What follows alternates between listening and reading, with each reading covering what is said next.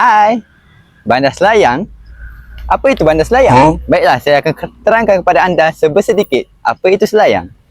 Bandar selayang merupakan satu kawasan yang padat dan juga pesat membangun dan menjadi nadi kepada komuniti setempat. Di bandar selayang, kita akan jumpa berbagai kemudahan-kemudahan yang ada seperti pasar raya ataupun pasar awam, taman permainan, hospital dan macam-macam.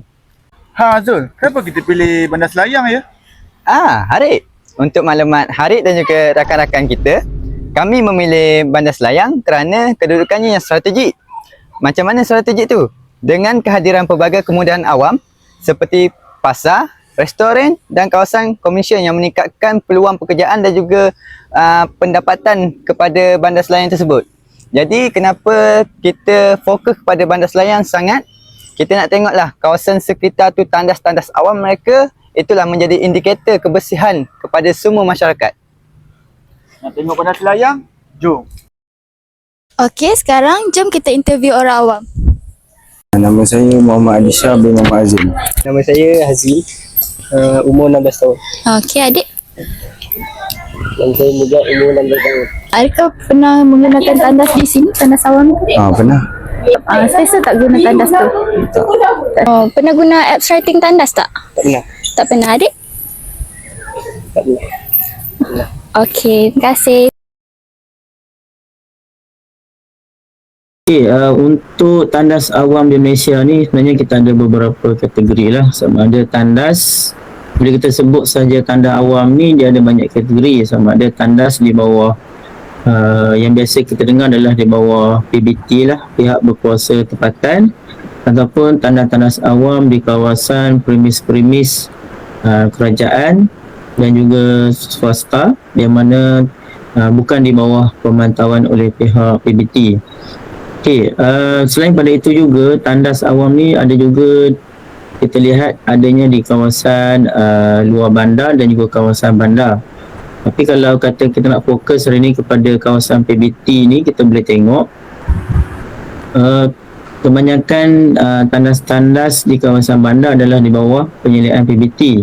Contoh kalau di pihak kesihatan ni, kita akan tengok jugalah tandas-tandas awam ni, tetapi skop kita lebih kepada tandas-tandas di fasiliti kesihatan seperti di hospital dan juga di klinik.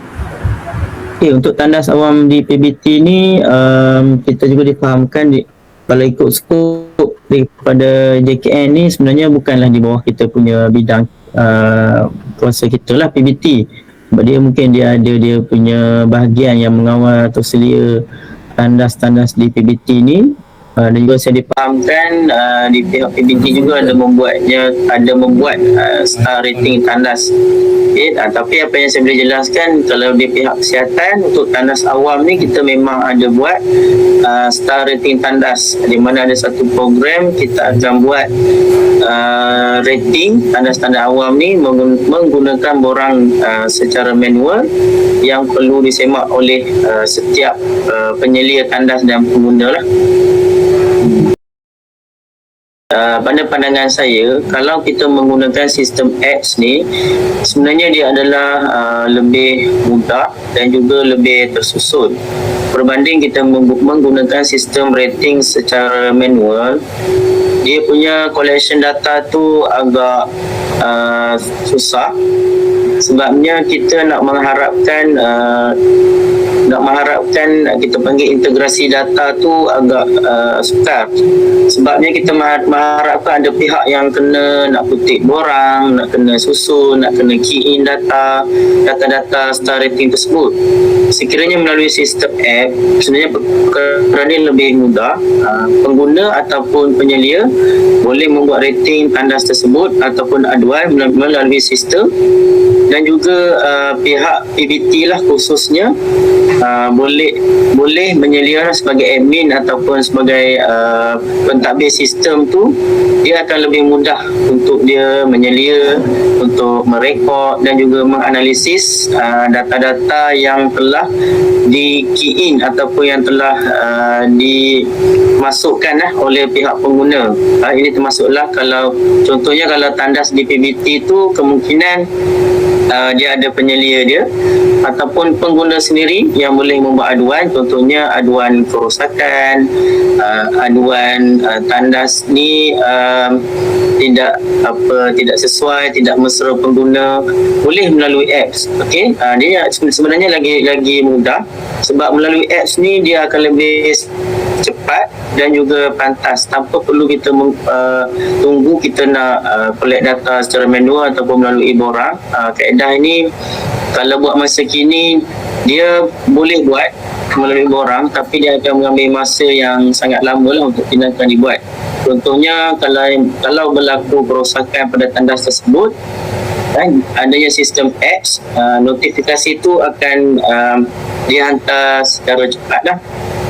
Okay. Apa lagi yang anda tunggu? Jom jumpa kami di Korohe 7.0 bertempat di Auditorium ALKKM Sungai Buloh. I just had to let you know you're